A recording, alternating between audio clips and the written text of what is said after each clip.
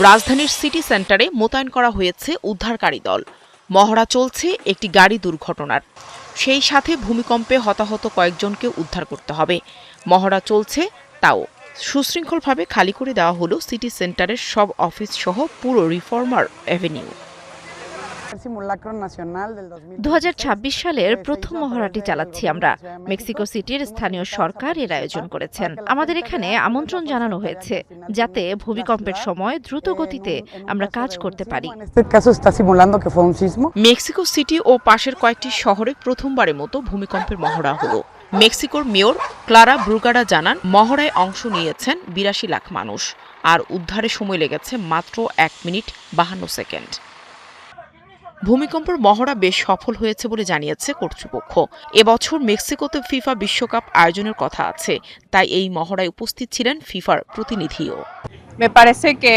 দুর্যোগ ব্যবস্থাপনা বিভাগের এই কৌশলটা দারুণ। সাধারণত এ ধরনের মহড়া হয় সেপ্টেম্বর মাসে। তারিখ পরিবর্তনটা কাজে লেগেছে।